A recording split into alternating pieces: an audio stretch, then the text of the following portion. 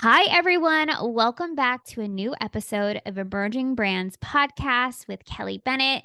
Today, I have a very special guest. This is a founder of a design brand from the Emerging Brand Incubator.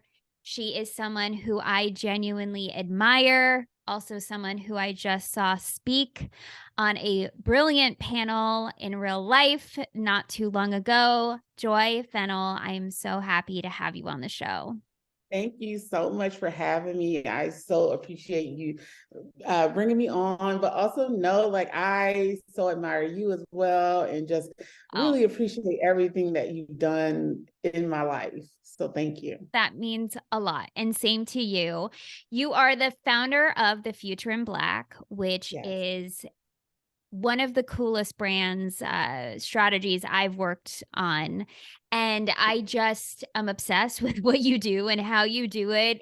And so if someone is listening to this and is new to your work and new to your world, can you give us a little bit of your backstory of you professionally and then how you founded your brand? Because it's such a compelling story. And I think this will resonate with many people who are trying to figure out what that next step in their career looks like. Sure. Well, first of all, how long is this podcast again? We we have about I'm like, 25 minutes. So see, okay, all right. I'll keep it short. I'll keep it short. Well, so I am actually a former makeup artist, editorial fashion makeup artist. I had been doing it for about 20 plus years, but I didn't really get into fashion until I moved to New York, which was about 17 years ago. And that's when I really started delving into fashion and editorial and beauty. And that was, that was my entry point. Then what happened was, of course, traveled the world, did a lot of things that I loved doing, had a great time. And then, as we all know, 2020 happened with COVID. And at that point, though, I can say honestly that I was kind of already thinking about what my next part, like what my next pivot was going to be, what my next thing was going to be, because at that point I was already 20 plus years in. I was getting older. I was kind of like, well, what do I do next? Where am I going to go? And then COVID happened, and for me, that was kind of my out. Like, kind of like, okay, I think this is my point of exit, and I can kind of use this as my thing, And so I was just like, okay, that sounds good. But part of it also, to be totally honest, is that I also started to have health problems. I want to say health issues. I am, I starting to get older. And as a makeup artist, a lot of people don't realize it's very hard on your body, especially mm, if you're a freelance makeup artist. You have to carry your kit everywhere.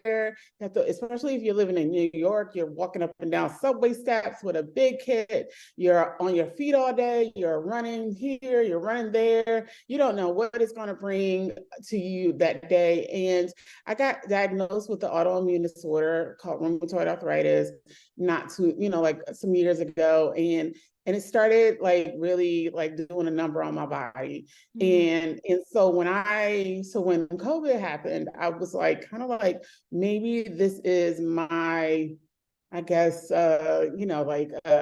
maybe this is a sign that it's time to shift, like totally shift. And so what I did was, during that time while we were, all in our homes, I wound up doing something called the All Black Everything Summit, where I was able to gather tastemakers from like editorial, makeup, photography, creative direction, Black creatives, all together in a summit. And because I was really, really concerned about what COVID and everything was going to have on Black creatives.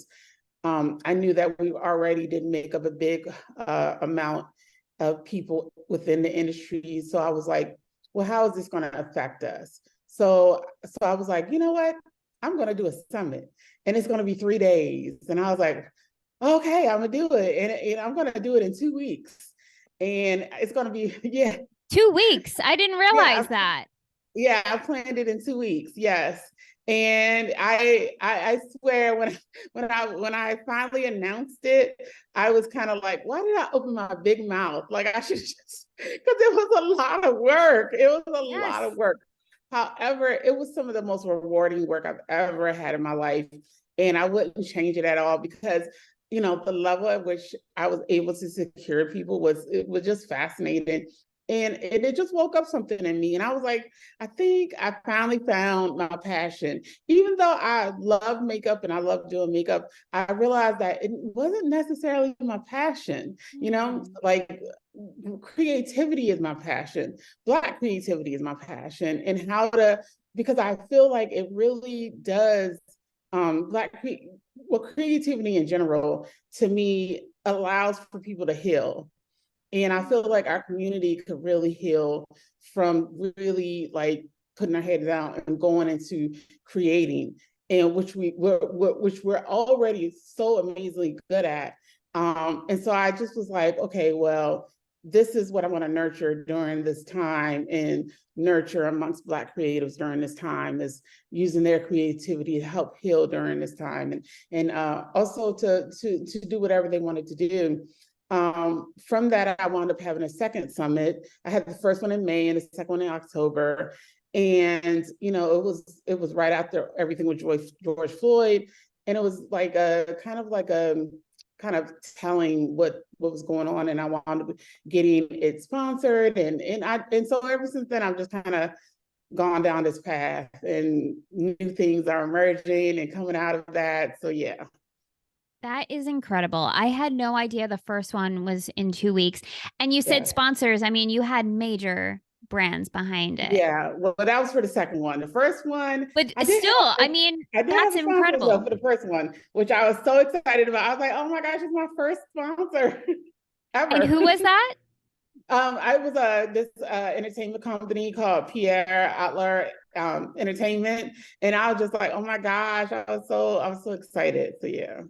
And you also had Visa, correct? Yeah, well, that was for the second one. Yes, Yeah, yes, for the still, second but one. that's Yeah, amazing. I mean, to yeah, have Visa as a sponsor for an event that you created during one of the most epic, challenging times, especially for events, to be able to yes, create that from home and yeah. to find your passion and bring people together and do it with such intention and purpose and land a huge spot. I mean, Joy, that it's incredible. It really is. Yeah, I can't lie. It was really amazing, especially it's something about it when someone partners with you, a big corporation or whomever, because they believe in what you're doing and they believe in your message.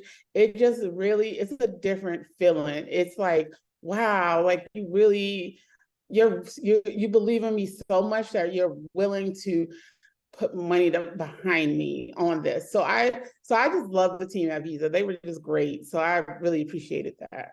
Love it. And then when did you start building the future in Black? So once everything people started kind of going back to work and everything, and I can't lie, like during that time, I had to still make money. So I still had to kind of do makeup and everything. But during that time, I said to myself, I don't want to just do a yearly summit once a year, and that's it. Right now, it kind of awakened something else in me. And I was like, what else can I do to make more of an impact all year round?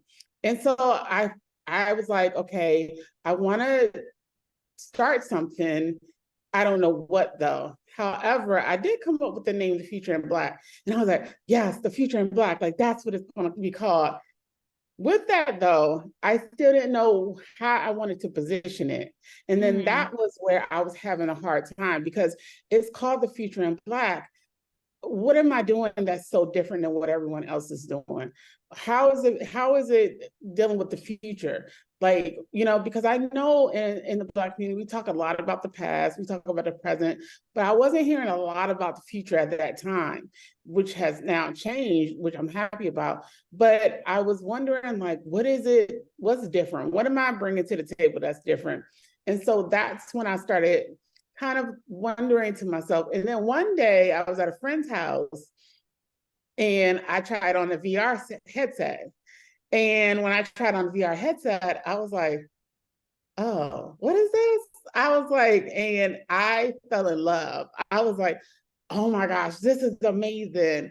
And I was like, that's when I started going down that path, trying to figure out what is this new thing. Then I started reading all about the metaverse and Web3. And I was, and then I said, okay, that's when I started learning about augmented reality, AI. But at the moment, because I was a makeup artist, I really started resonating more with augmented reality because, like the filters, you look at Instagram, you look at beauty filters, Right. and I was like, yeah, that's what I can do. However, it was more of a learning curve. So for me, I was like, so I tried my hand on AI, got back some stuff, and I was like, what is this? Like, I don't like this at all. So I went back to AR. Then one night, I think I just sat there and I was like, let me try this again and see what happens. And I got back some things that I really, really liked. And then that's when it opened up and I saw the opportunity. Because at first, the reason why I kind of also stayed away from AI is because, I was really fearful of it. I was really starting to, at that point, I had heard a lot of the rumblings. I had heard, oh, AI is going to take our jobs. And so I was like, you know what? We need to stay away from it. Like, why are we bringing this out? And then when I tried it, it's almost like something uh, opened up, a box opened up. And I was like, instead of being fearful of it, now I started seeing the opportunity in it. And I started seeing how we can actually use this to unlock some things that are in the creative world that I was like, okay, now I see how this could be a tool to liberation. And I was like, wow, like before I was so fearful of it. And now I'm like advocating for it. But the advocating became, we have to be involved in this process. We can't put our head in the sand and think it's going to go away. At this point, we have to be involved in writing the future of it. So that's where I saw I started seeing, okay, this is the future in Black. Like I see this, like dealing with, the future technology is where I wanted to go. I'm nodding my head because I am so just in awe of how you've put all these pieces together.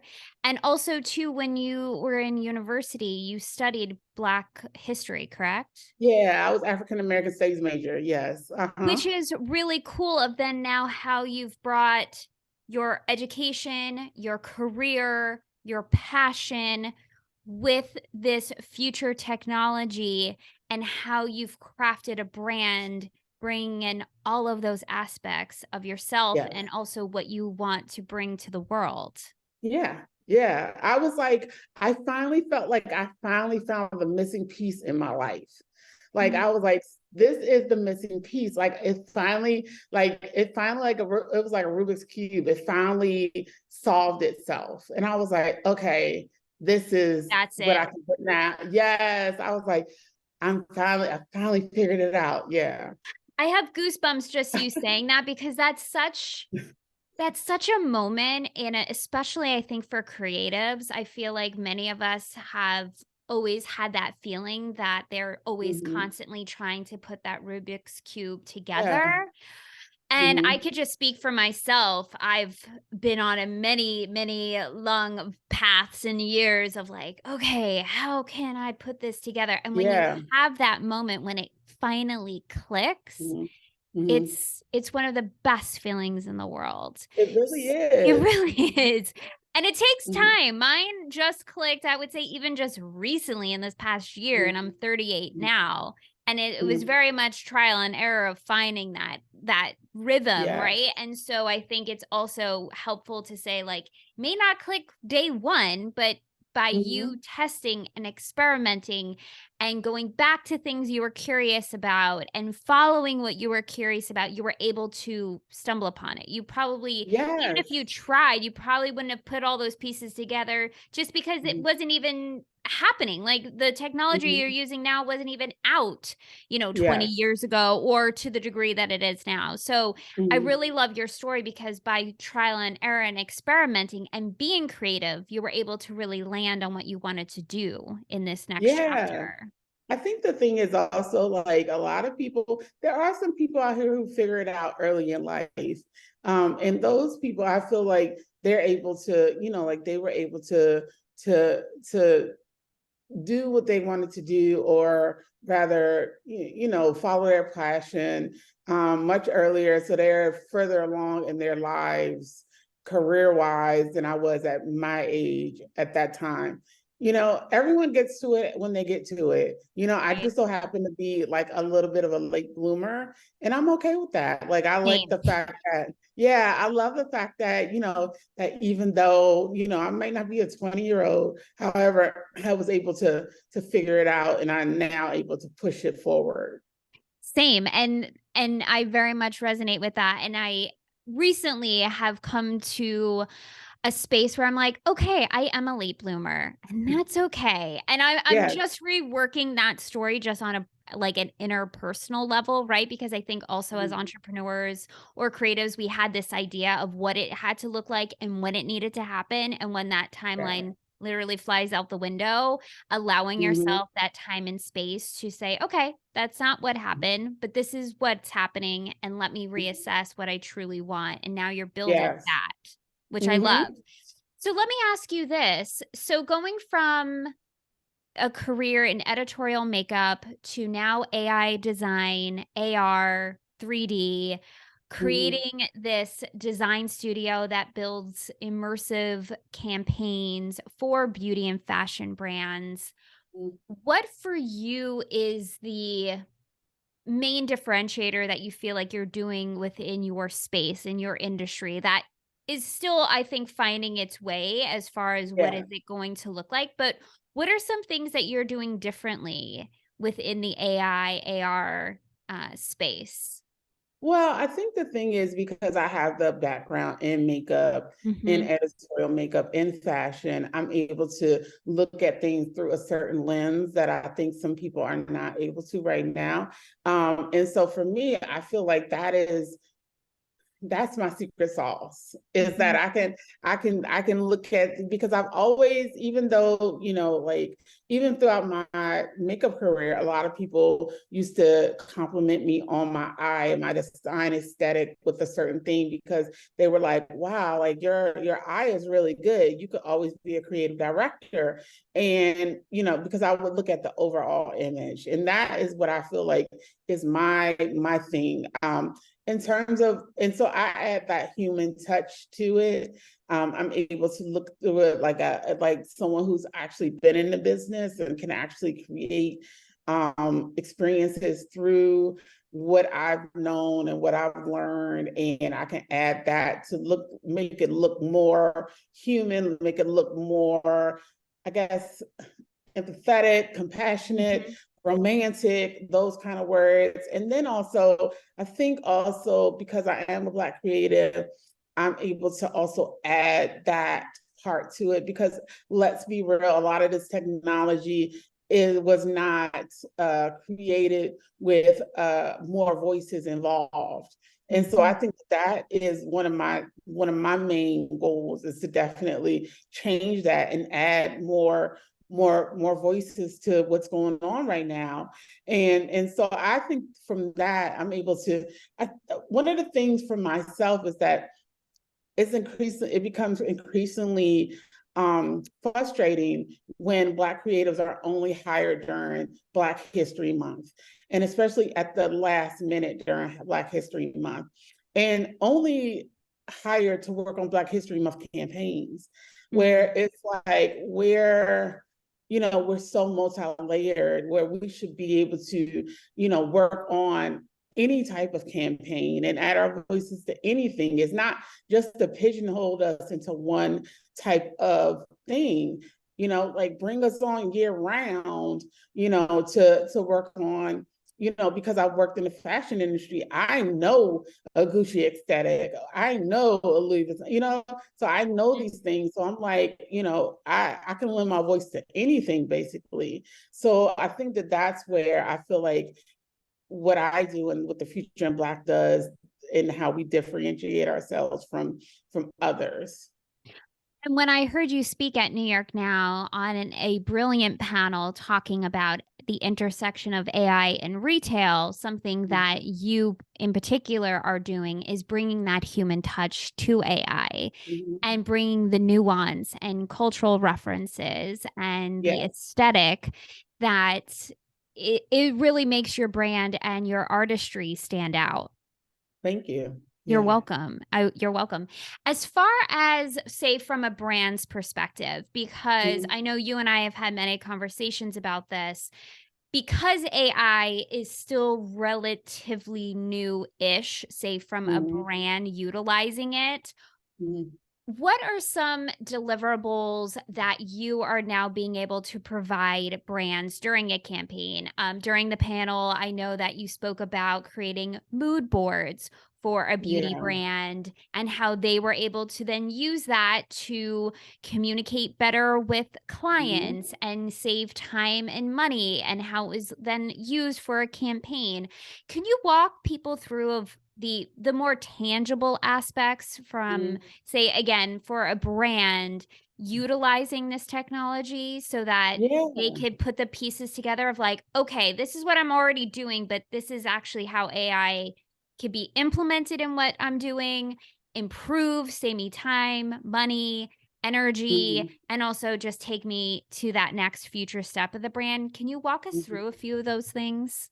Yeah, definitely. So one of the things for sure is that these technologies can find a way to help enhance what is Mm, already being done. Like I think one of the things that a lot of people think is that it's going to replace.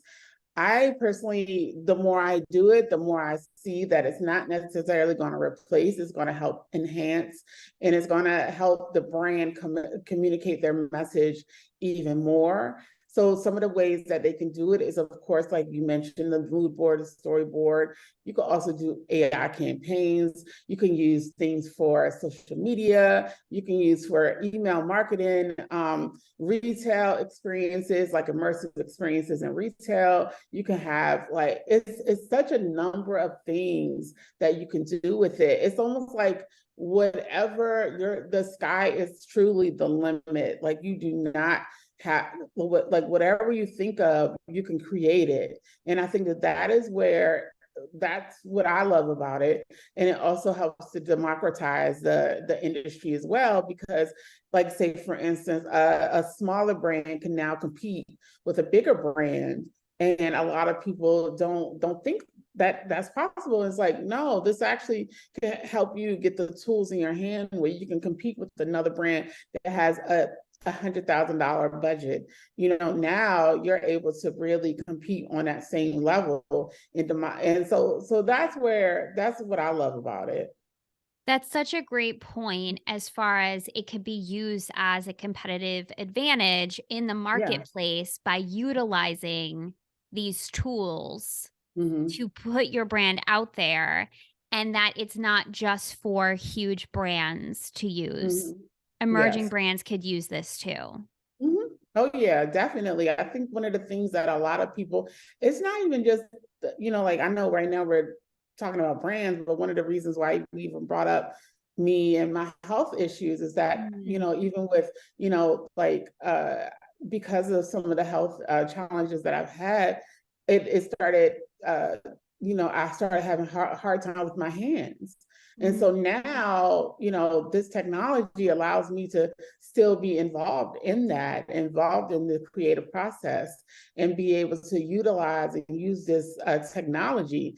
And so it gives access to people who don't have access to certain things and allows them to feel like they're a part of the process in the world, a part of something bigger. Thank you for sharing that part of your story, because I think that a lot of people don't put those dots together, Mhm. right? You were a makeup artist who used your hands Mm-hmm. to build a career and a life. And then when you don't have the same mobility, you were Mm-hmm. able to self learn, self taught a new technology to utilize your skills, launch a Mm-hmm. second career for yourself and your own business. Yes, exactly. Yeah. That's incredible. Yeah. That's Yeah. incredible that you were able to utilize this technology for this next new chapter when your Mhm. first career just wasn't the same setup, right? Yes. And so Mhm. now you're able to leverage that. And I think that's such a powerful testament of the powerful use of technology and the Yeah, positive use of technology. exactly. The positive. The Yes. positive. So let me ask you this. What else are you doing? And I know I just know behind the scenes some things that are brewing, but I know that you just launched a partnership with Adobe Express, which is really Yes. cool. I know that you're Yes. working on some other things behind the scenes, some really exciting Mhm. partnerships. You had your first international partnership for Yes. what was it? Metaverse Beauty Week, beauty Yes. event. Metaverse Beauty Week. That was amazing. Yeah. I mean, you already went international. So, what other strategies have you been implementing or you're excited to implement as far as building the brand and getting more awareness around the future in Black? Well, I mean, part of it is just just going. I think the thing is like right now where I am in my life, in my world, is that just going after whomever I think of going after. Like Mhm. I think a lot of the strategy, of course, is word of mouth.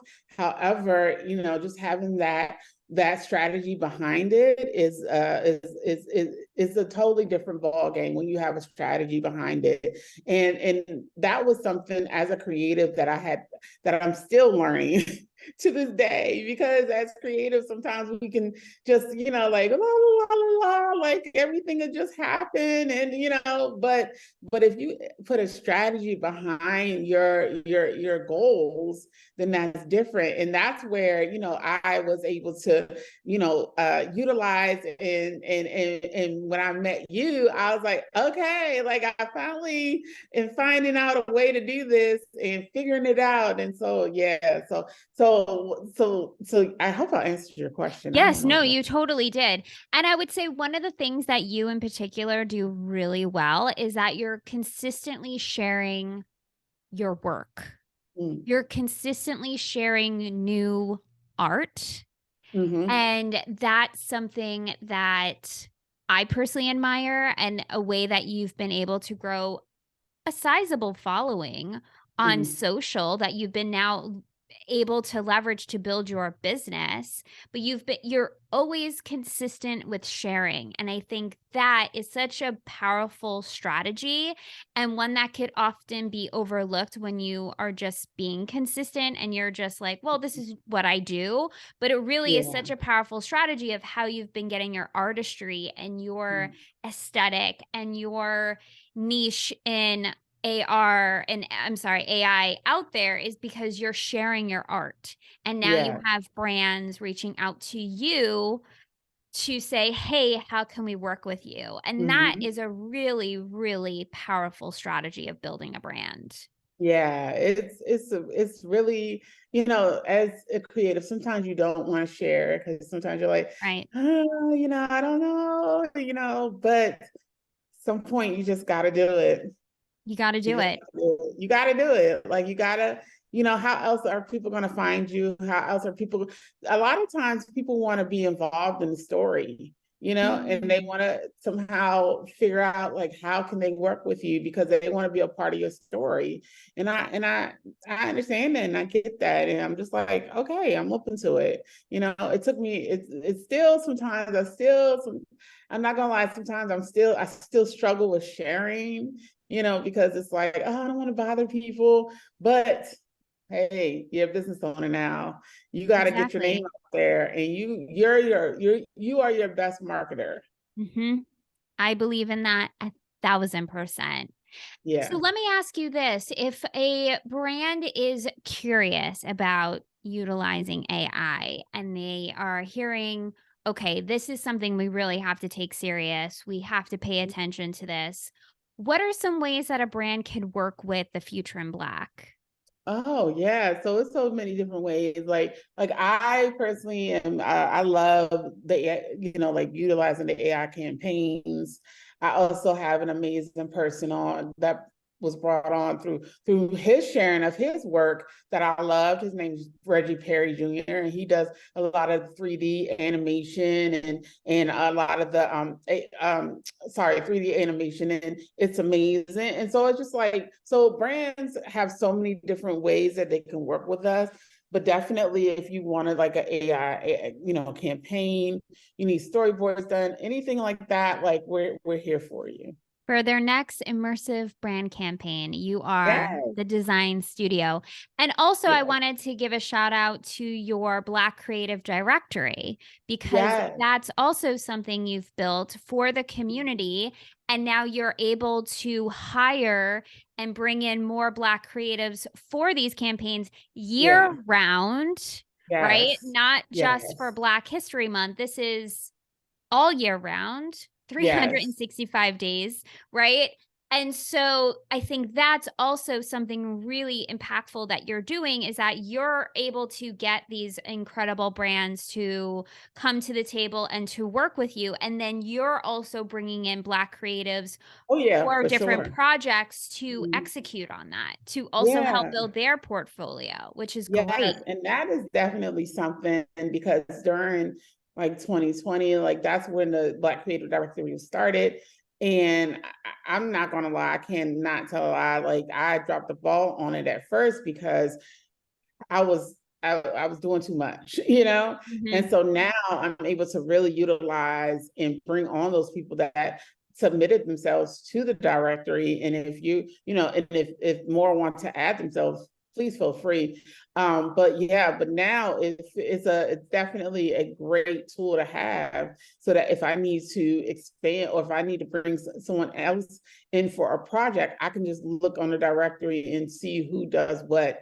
And that's a great tool. I absolutely love that and how you are able to bring in community in a Yes. space like Mhm, yours, which, mhm, some could argue isn't very, could be very communal or, mhm, it seems to have one type of person that's the mhm, decision maker, but how you are disrupting that and mhm, you are creating a true sense of community in this technology, I think mhm. is just the coolest. It really is. I think about it all the time, like, joy. So good. So how can brands contact you, follow you, get in touch to discuss how they can work with the Future in Black for their next campaign? Well, you could definitely follow the Future in Black on Instagram or on throughout all the channels. I am also very active on Instagram at Joy Fennell. You can email us hello at thefutureinblack.com. Check us out, thefutureinblack.com. So yeah, it's so many different ways. Get in contact with Kelly. She'll pass Yes, it I on. I will connect you with Joy. I Yes. really love also when I am able to connect people with Joy, and I always get feedback of like, "Oh my gosh, she is so cool. I love her designs. I love what she's doing." I'm like, "I know. I know. She's really, really cool." You're Well, welcome. thank you so much. You're Yes. Thank so you. welcome, Joy. Is there one last piece of advice you would share with someone who is starting their own brand and they're in those beginning years or those beginning stages? Any last bit of advice you would leave someone? Oh yeah. I mean, that's a whole nother thing I could write a whole book on. Oh, I'm I think sure. that the main thing is just making sure you're doing something that resonates with you and feels natural, because I think sometimes we all kind of we can, and well, let me just say me. Um, I think people, well, I guess I'm saying people, we can get caught up in what we think is our path when Mhm. but sometimes it doesn't feel right, and so we refuse to let it go, and it's like, but if you sit back and you actually like, does this really make me happy? Am I happy in this, or am I holding on to this for an identity that I think the world has attached to me? I think that that's really important. Like, figure that out and really do what resonates with you. Because once you figure it out and once you do something that resonates with you, then it feels natural. Then it takes off. Because it's almost like a relationship. If you're in a bad relationship, but you refuse to let it go, you're always Mhm. going to have bumps in the road. You're not. It's never going to flow right. It's always going to be some issues. There's always going to be something. But once you Yes. get in that flow with that right person, then you're like, wow, I didn't even know that it could be this easy. So yeah. I love that analogy so much. And that analogy honestly resonates very much with me because now I'm in the right relationship and I'm like, yeah, it Yes. does flow. Like it Yeah. doesn't have Yeah. to be Yeah. But so like life is challenging. like that. Creativity is like that. It's like Totally. for years I was a makeup artist in editorial makeup, and it just was not coming easy. I Mm. was fighting uphill. I was fighting up, like to make my voice known, and I was just like, after a while. But now I'm like, wow, like this is It's where I am. clicking. Yes, it's clicking. Like you literally launched and went international, I want to say within like a week. It Yes. was really incredible. No, you're Just right. from like the back end, I was like, holy shit, like this is Yeah. amazing. Yeah. I feel like I'm pretty good at getting a sense of brands that I know are going to catch on. And yours, I knew in my gut, Mhm. but it even exceeded what I could have even imagined for you or like could have Thank come you. up with for it. Yeah. Seriously, like I have goosebumps just saying that. Like you've really taken off and speaking on panels and being featured and media reaching out to you and partnerships. I mean, from the jump, from literally day one. And I know it's not rainbows and butterflies every single day, but I just see you behind the scenes building and Mhm. figuring it out and putting yourself out there and being super consistent. And I just want to say I'm so damn proud of you Thank and you. grateful to be on this journey with you and seeing you, Yes. do your thing and just impact so many people while you do. And for everyone listening, go connect with Joy, follow the future in Black. If you hear of a brand that's looking to get into AI, send them Joy's way because she is the real deal. She's doing it in such a human way. And Joy, I'm just so grateful for you to be in my life, in the incubator, and on the podcast. So thank you so Thank much. you. Same, Kelly. Same. I appreciate you so much. So Of thank you for course. having me. Of course. Thank you everyone for listening. I hope that you got lots of notes. I personally got lots of notes listening to Joy today, and I will see you on the next episode.